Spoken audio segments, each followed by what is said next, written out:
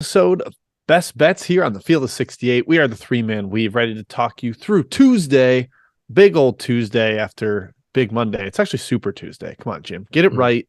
Stick with the branding. It's important.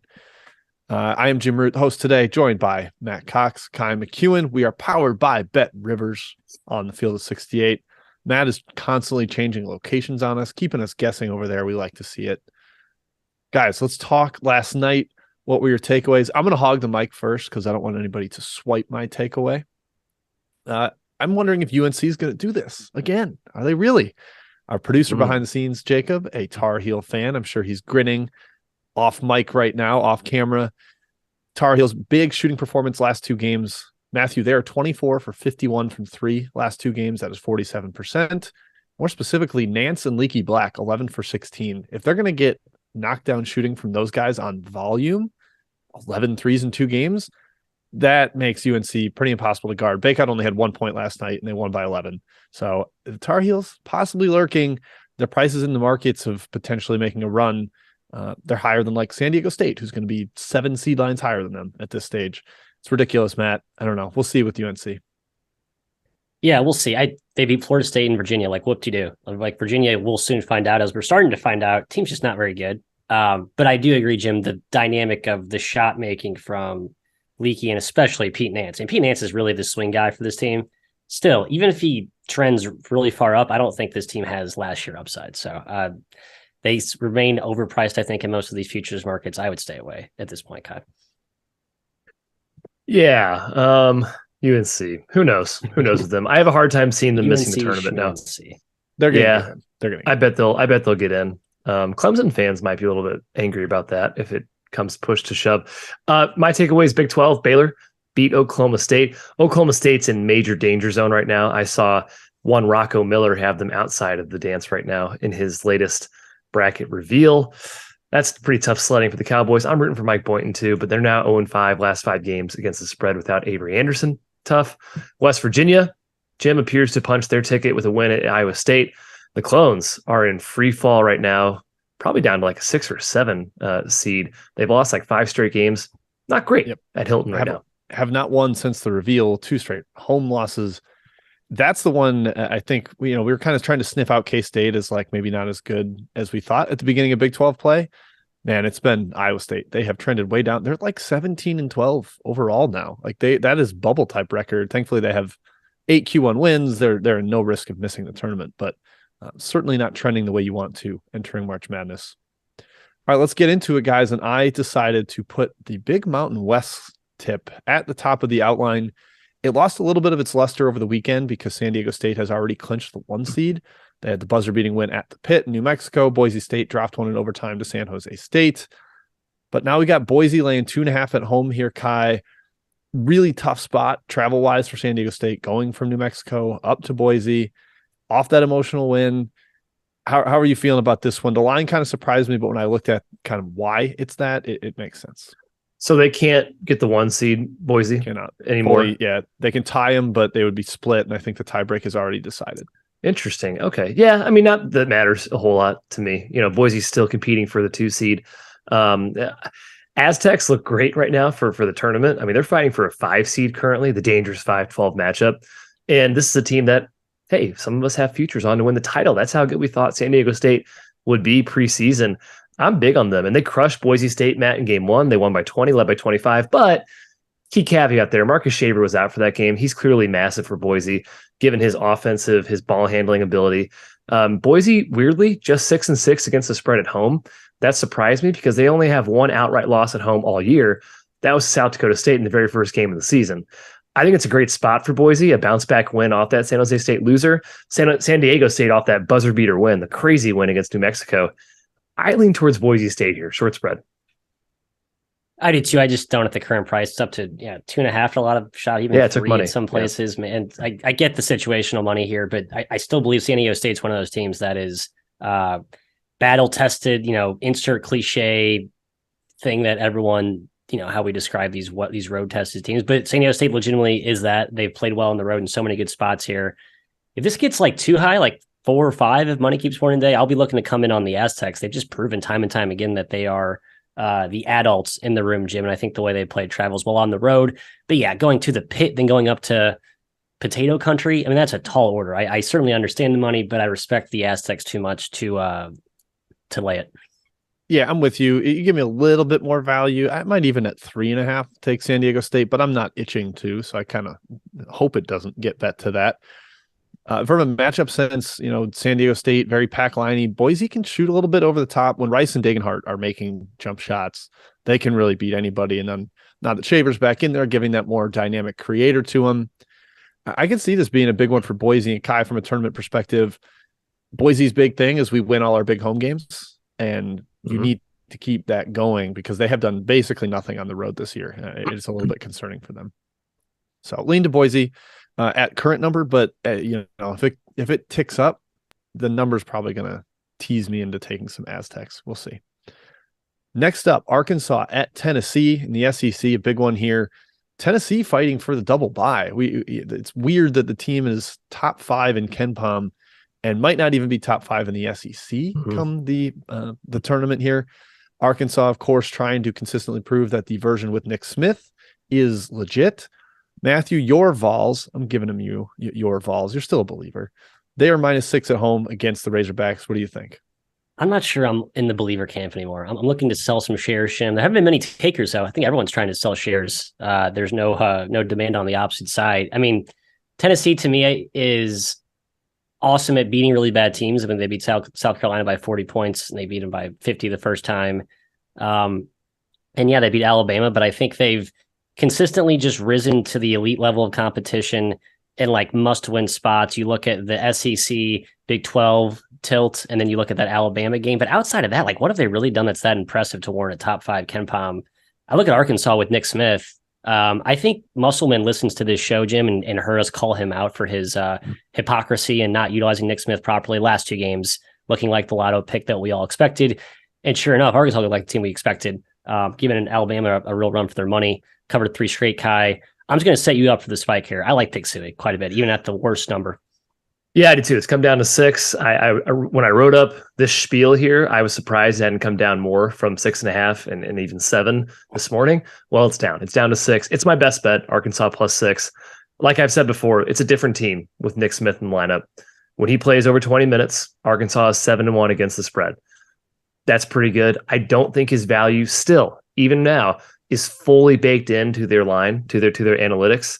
I just don't think it's quite there. So there's value. And also, while I respect Tennessee at home, especially, they have not been great recently. Yeah, the Alabama win. By the way, Matt, non-con, they beat Kansas. They have some good wins, Tennessee, but they beat Texas too. They are this high in analytics because they do blow out really bad teams. I mean, they crush bad teams. That's one thing they do very well. I think Arkansas competes here. Tennessee 2-6 against the spread last 8 games. Give me the Hogs +6, best bet.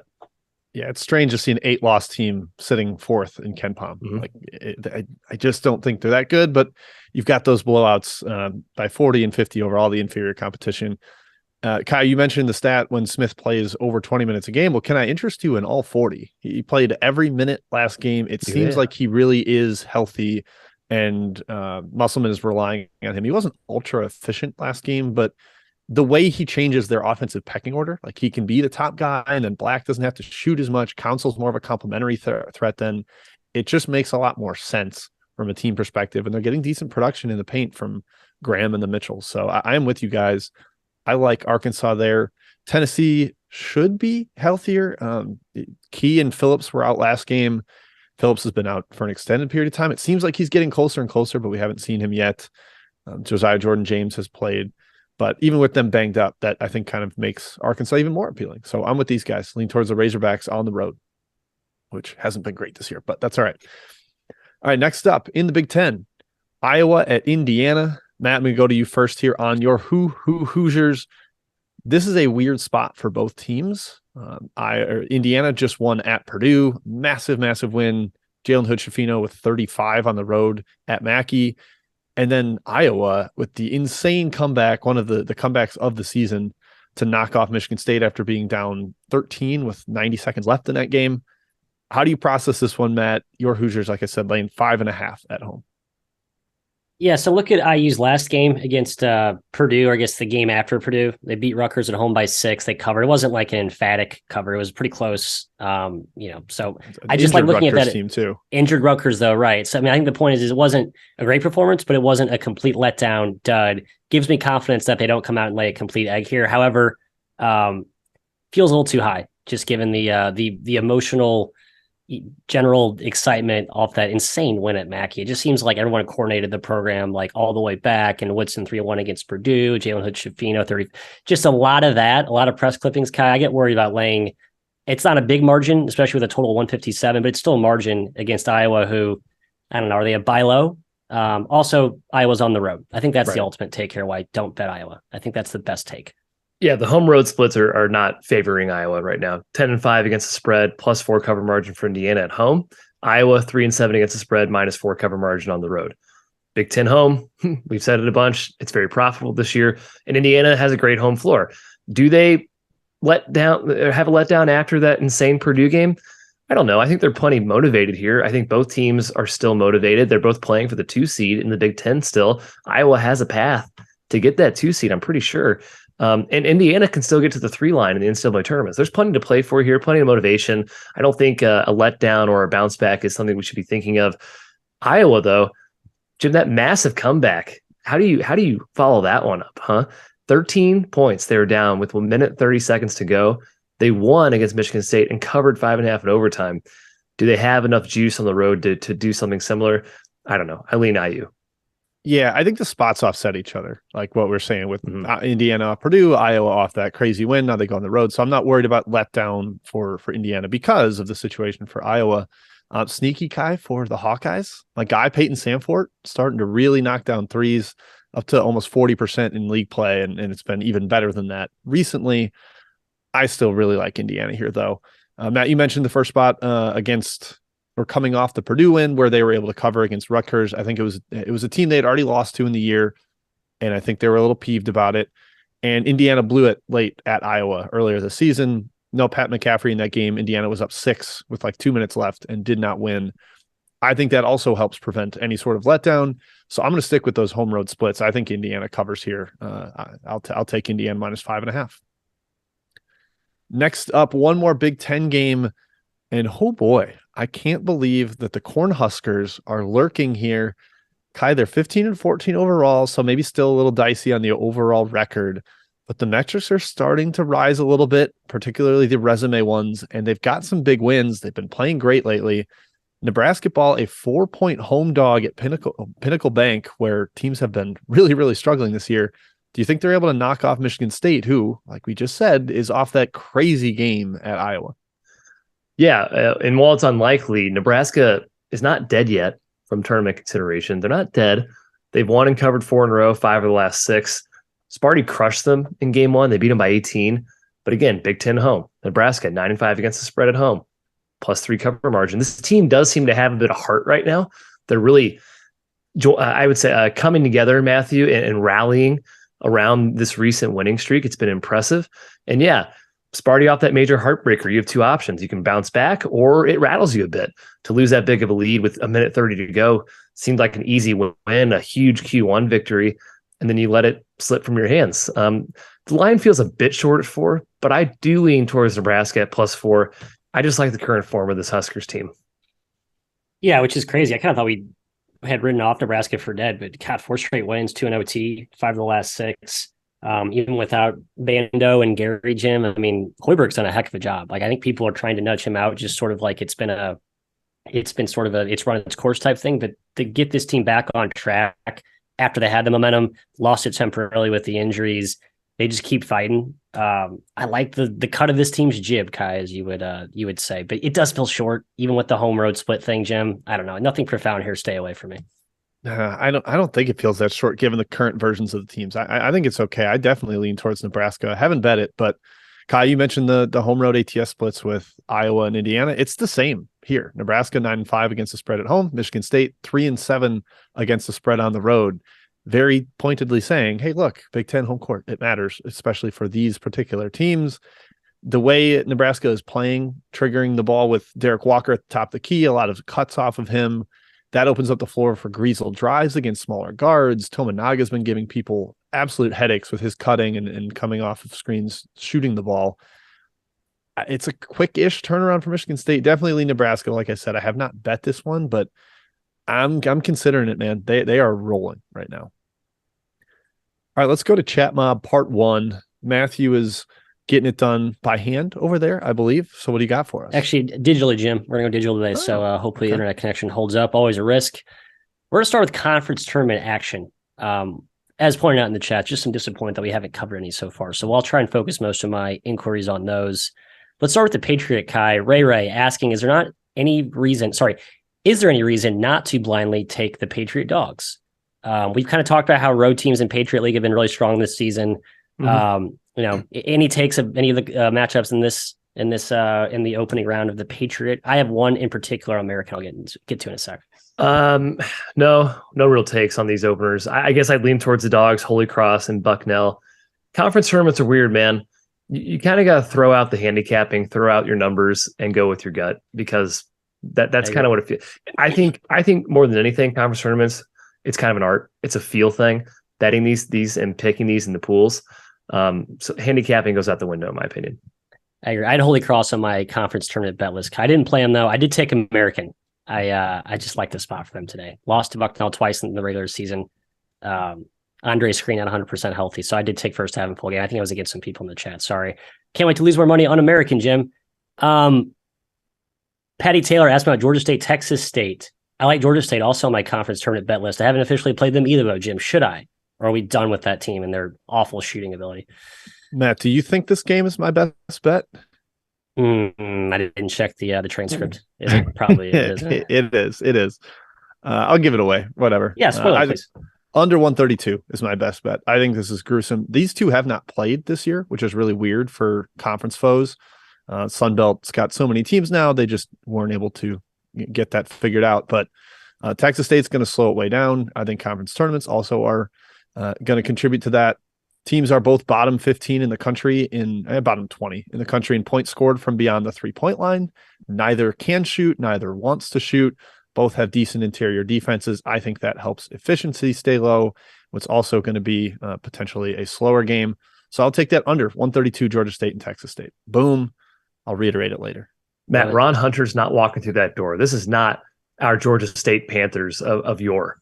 This is a different team. Dead last in the Sun Belt. Come on. It is bad. I was hoping Jonah Hayes could recreate last year's late season surge he put together at Xavier, but no evidence on this team whatsoever. I'll hand up. I won my Southern Miss 200-1 Sun Belt. I also had Georgia State like 8-1. So I had two different ones, and that one didn't go so well. They took last. Yeah, that team's annoyed me. Lost a lot of money betting them this season. Let's pivot quickly to the Horizon tip-off tonight, Kai. A few games.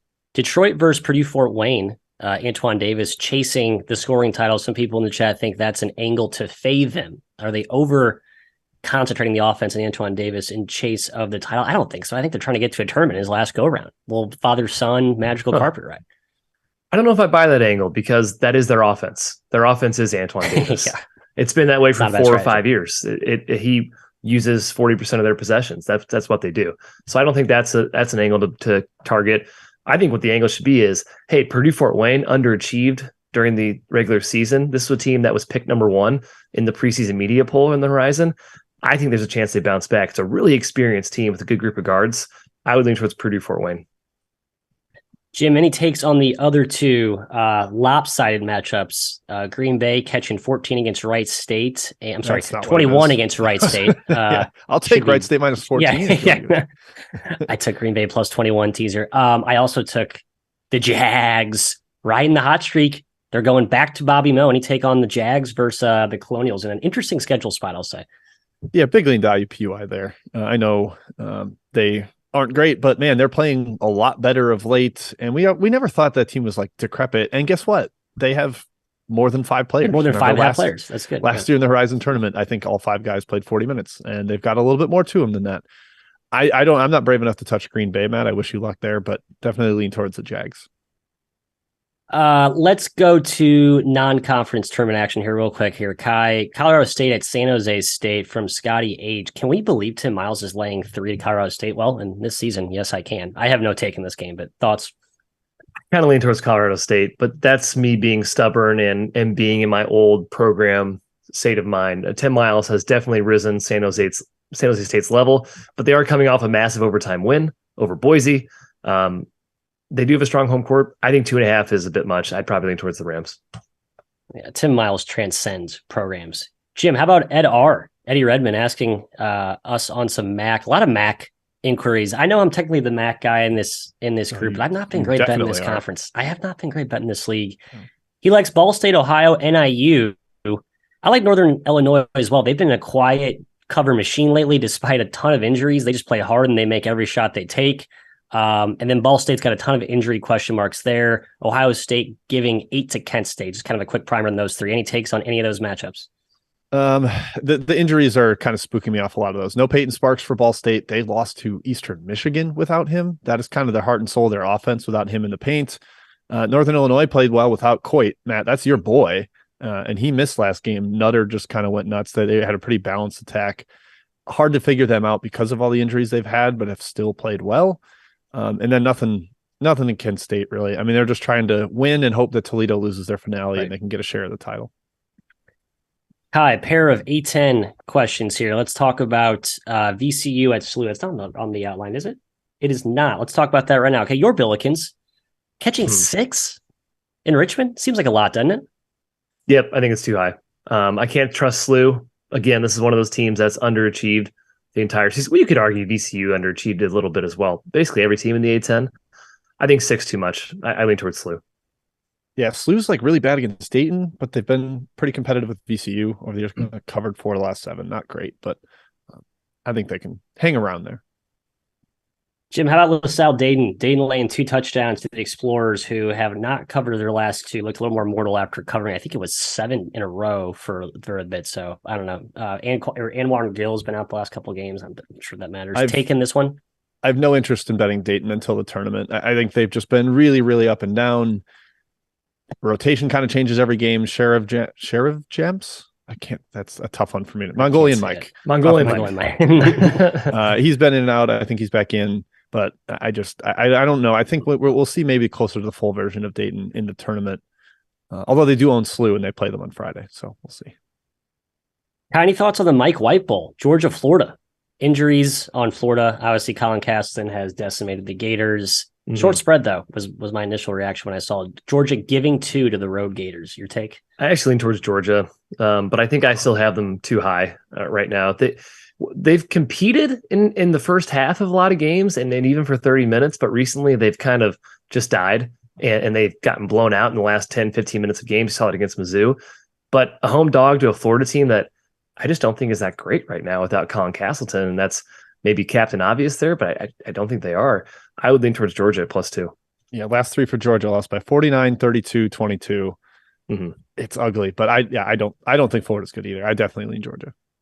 I do too. Last one from our King Ebe, Jim. Vatech at Louisville, a throwaway ACC game. Virginia Tech laying 10 on the road at our Cardinals. Not really our Cardinals, just. I thought it was a hair low. I do think Virginia Tech is going to trend up into the postseason, but man, they got smacked by Duke. Couldn't handle the athleticism over the weekend. I think Louisville is going to really struggle to guard that structured offense that makes you go through multiple actions, screening off the ball. I could see Louisville kind of just throwing in the white flag down the stretch in that game.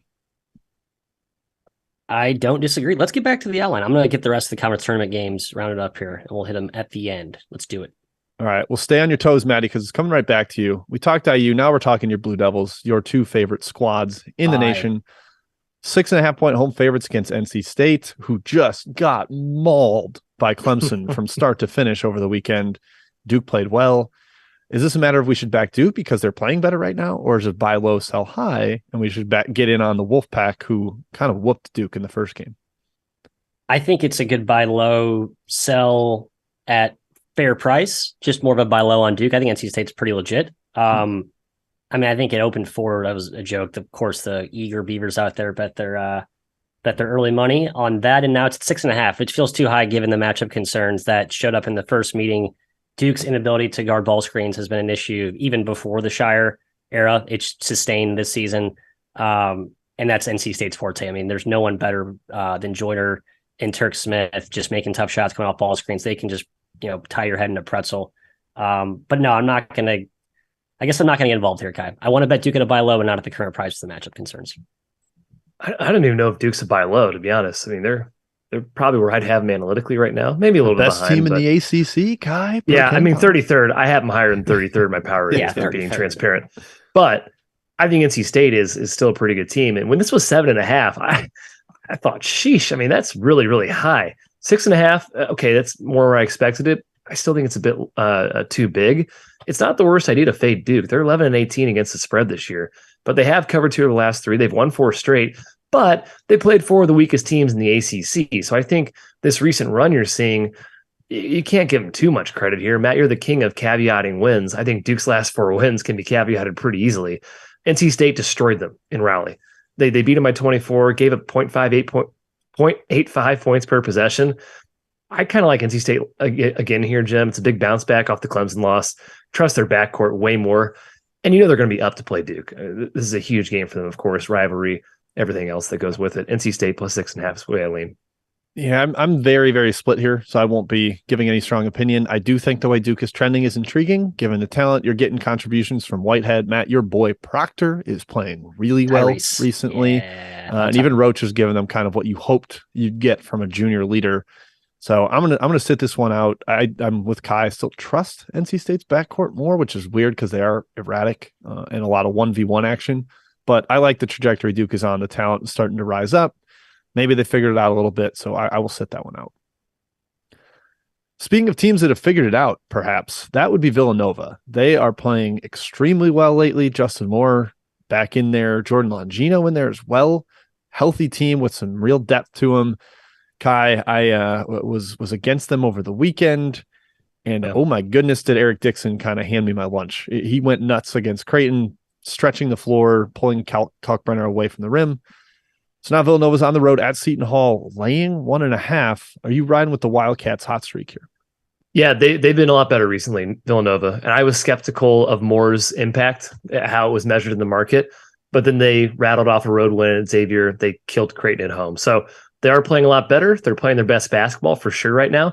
Still have to win the Big East tournament to make the dance. So there's not like an at-large consideration here. No way. No chance. We did a little discussions on fielding the 68 yesterday. There's a chance. Give him credit for Justin Moore, I suppose, but I still don't really see it. Seton Hall's been awful lately. They've lost 4 or 5. The Kadari Richmond injury is very concerning. Huge. He went down against UConn, and they promptly got killed by Xavier. If he's out again, you can't back Seton Hall. Villanova beat him in game 1 with Richmond, and they were actually up by 14 with 3 minutes to go. It wasn't really that close. Seton Hall made a late run. I think Eric Dixon's floor spacing ability can be a real problem for Seton Hall's defense.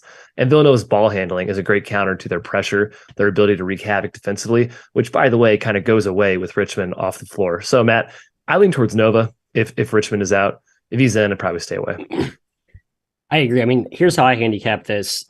Seton Hall was priced the exact same against a depleted, injured Xavier team without Richmond. I think Nova's fully healthy, and with the version we're seeing now is better than that Xavier team, and they're laying the same number. I think I would just keep riding with the fade Seton Hall angle without Richmond. I mean, I've been kind of a Hall defender, but that was contingent on a fully healthy roster, which honestly we really haven't seen all season. And Richmond's so important to what they do on both ends. They have zero offensive creation without him, in my opinion, especially with my guy Dre Davis out. So yeah, Jim, I think I just think simple here and lay it with Nova. Keep riding the wave. Yeah, since the start of February, Villanova 33rd in the country, Seton Hall 123rd. Like, that is a massive disparity. I'll take the team that's playing way, way better. Only really needs to win. I'll ride with the trend too. For the record, chat, I don't think Villanova is going to get an at-large bid. But I said if they make the Big East final, they win out here, they win at Seton Hall, beat UConn, get to 20-15 is what they would be. I think if they made the Big East title game, maybe it'd be 19-15. But the version with more would be like 11-4 with some really big wins. I think that it would be talked about at the very least. In a world where the committee cared about the conference tournaments. I'd probably agree with you. But Also we know true. they do not, especially on the weekend leading up to Selection Sunday. Also true. Come on, you don't want to Villanova UNC and Dayton. You think the committee can resist that? Oh, I'm sure the committee would love that. Yeah, for sure. Absolutely. All right, next up, Clemson at Virginia, another team fighting for its tournament life. That would be the Orange Tigers, the aforementioned destroyers of NC State over the weekend. And Kai, this is another one. Do we just ride with one team that's playing well and one that's not? Like Clemson with that big win. I mean, they're not playing consistently well, but they got that one. And Virginia has looked awful outside the top 100 since February started. It's a real mess right now for the Cavs. Yeah, Clemson woke back up. 18-point win against Syracuse, 25-point win at NC State. I mean, that's a pretty big statement. If they win here, I think the committee gives them the nod. Bad losses are holding them back for sure. But if they get to 14 or 15 ACC wins, there's almost no way the committee can say no to that, especially what we've seen on early returns with this committee, the way they think. Virginia, you said it, they've looked bad the last 4 games. They beat Louisville by 3, Notre Dame by 2, lost to Boston College by 15, lost to UNC by 8. It's not a great last 4 games, but I do think their defense can disrupt Clemson. I think they can force turnovers, force them to be a jump shooting team. They have enough mobility to keep up with PJ Hall. I just can't trust their offense right now, Matt. 10th in the ACC. They've been awful finishing recently. I don't think they should be a 6.5 favorite right now over Clemson. So I lean towards the Tigers. It's my best bet. Clemson plus 6.5. I just don't understand the line. Virginia is not that good. I know they have a big fat number next to their name, and they're sitting at a 4 seed, kind of comfortably in the tournament because they're acting a lot of good wins early. But this is a different team than what we saw early in the season. Jim's talked about the Shedrick identity crisis, where just not having him as like the clear cut epicenter of that defense like really makes that defense vulnerable, and their offensive consistency hasn't been there either. I think they're a good shooting team, but still a herky-jerky offense overall. And Clemson's legit, man. Like PJ Hall's playing tonight, sounds like. I know his back's always wonky. This team's thin on depth. Alex Hemingway has just been a shell himself since he came back from injury. They've gotten some good contribution from freshmen. So I worry about Clemson's depth maybe in a tougher spot, but there's 2 games left. They got to win to get in the tournament. There's no conserving anything. Like they got to go all out here. I think they do. John Paul Jones scares me somewhat, but not enough to not take it. So I'm taking the points here with the Tigers. Yeah, I just gave the splits on Villanova Seton Hall since February 1st, Virginia 111th at Bartorvik since February 1st, Clemson 29th. So one team very demonstrably better than the other. You're getting 6.5 with a team that is trending up. Certainly lean that way. All right. Last one on the outline before we go back to Chatmouth. That would be Texas Tech at Kansas. Tough miss for Texas Tech over the weekend. Had the big comeback against TCU. Did not quite finish the job. A couple free throws late from Jacoby Coles put them away. Now the Jayhawks looking like the potential Big 12 champion. Laying 9 at home. Matthew, going to you first here. We haven't loved Kansas as a big favorite at home this year, but they've gotten a little bit better covering these numbers in recent stretches. Are you going with Kansas, or do you think Texas Tech with AMAC keeps it close? I think the number's right about what it should be. Open at 10, but bet down to 9. I kind of like the angle of betting or fading Kansas as a larger favorite. Jimmy, even though you mentioned they've been better in that spot, I still don't think any team in this conference, even Oklahoma, should be catching 10. I think it's any team anywhere. I just don't. And that's coming from someone who's not a huge Texas Tech believer. I'm sure Kai will probably give a more emphatic endorsement of the Red Raiders, but Kansas is still really good. So I don't know. Nothing profound here for me. This is kind of a tough one to peg. Yeah, Tech's magical run almost continued. They had TCU on the ropes. They let them go. Had they won that game, gosh, it'd be pretty interesting right now to see where they would stack up. As it stands, they have some major work to do and praying. It's not impossible for them to make the tournament, but they need to probably get this win here at KU. Easier said than done, assuming they beat Oklahoma, of course, next game, which is not a given. They'd be 7-11 in the Big 12, a couple tournament chances. But Kansas is Kansas. I trust this team a lot more, obviously. Tech played them really, really tough in game 1. I just can't really see them doing it as easily at the Phog. But 9 points, I agree with Matt. It's just high for any team in this conference. And Tech has just lost 4 games all year by 9 points or more. They tended to keep things close. I think they can do it again. So I lean towards Tech at +9. Yeah, 9 just feels too high. I think Texas Tech is feisty despite that loss. I don't think they're going to roll over despite going down to TCU and maybe being too far outside the at-large picture. Because even if you're 7-11 in the Big 12, you're a team that did nothing in the non-con. So what's your case there of, okay, we went 7-11 in our league, and getting AMAC back. Yeah, definitely been better with him. And he's been like putting up numbers. It's not just, he's on the court and making a difference. He's actually making a real statistical impact as well. Definitely lean their way. It's hard to imagine. Well, it's not hard to imagine Kansas winning by 10 at home, but I think the Red Raiders with Adams are actually showing some fight and keep that one relatively close.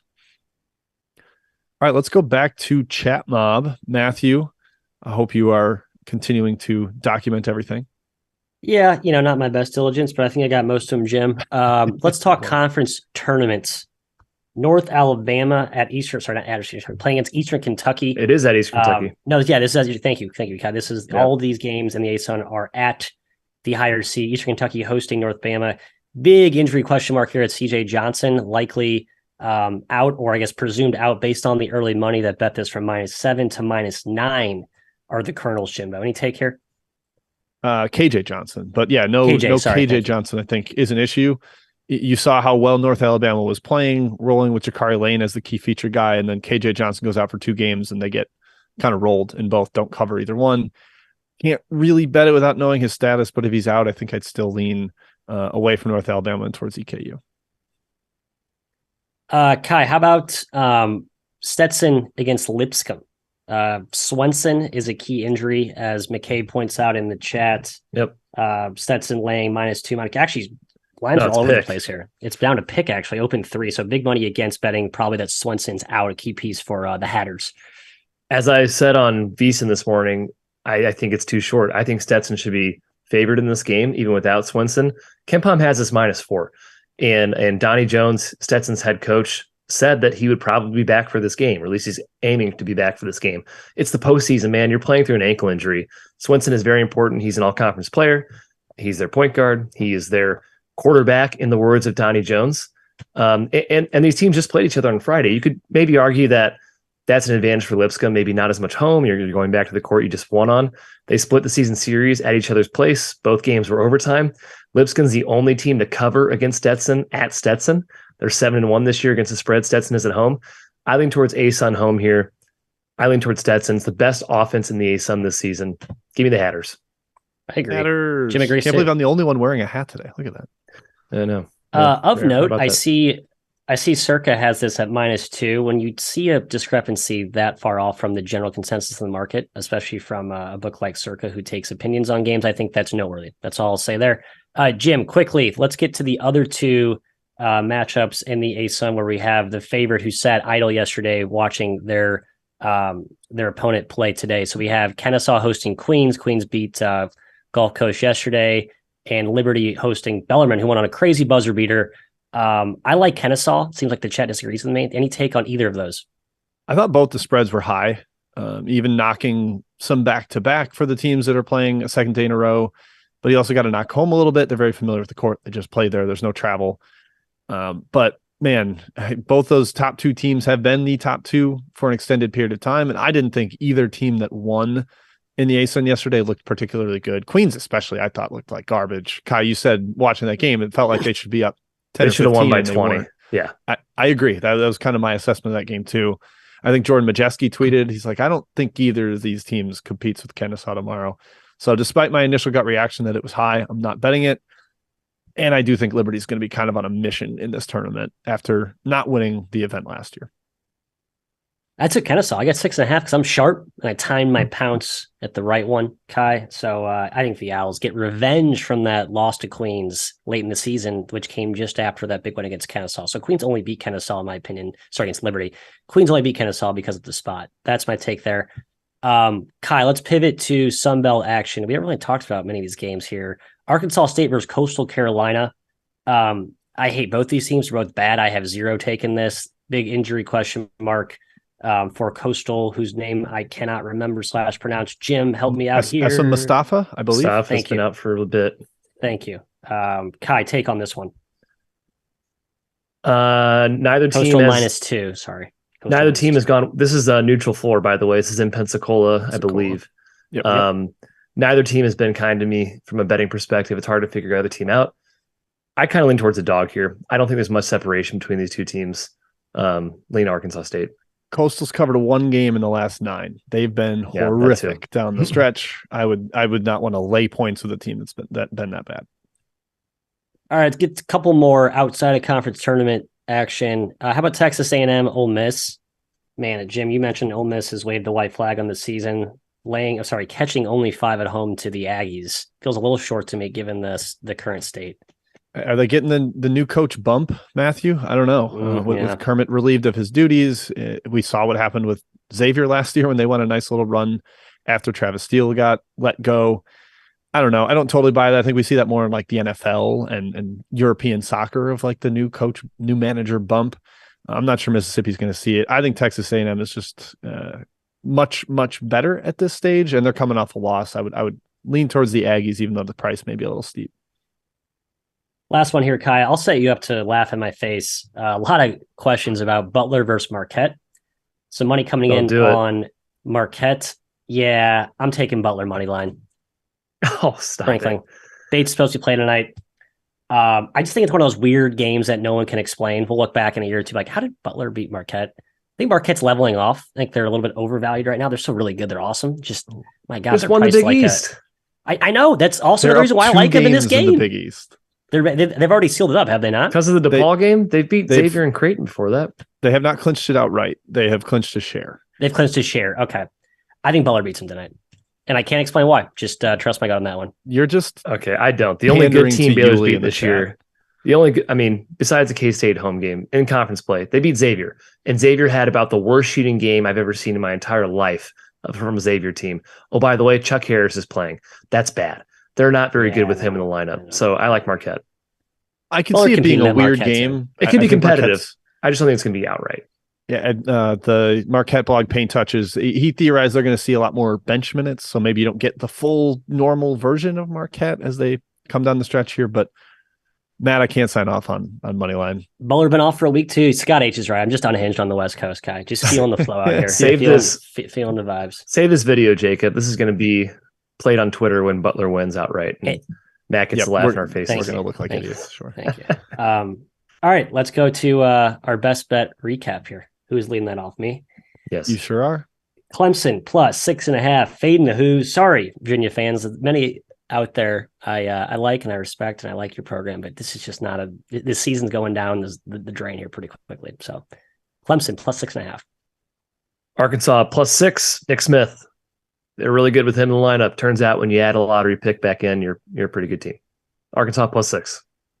And for me, Georgia State, Texas State under 132. 2 slow teams, 2 teams that cannot shoot. Neutral site here in Pensacola. Hopefully not a great shooting background for them. I think it is kind of a semi-cavernous. There's been some weird, ugly games in that Sun Belt tournament in the past. So like the under there, 132. That's what I'll ride with. That's it for today. All right, ladies and gentlemen, thank you for tuning in. We will be back again tomorrow, same time, 1 p.m. Eastern on the Field of 68 YouTube channel. March 1st. March 1st. Is that a noteworthy month, Matthew? Do notable we like for some. How fun. Notable for some. We are big fans of March. Yes, indeedy. Hit the like button on your way out if you haven't yet. We appreciate that. Shout out to BetRivers. Shout out to Jacob behind the scenes with the production. That's it for today. We'll catch you tomorrow.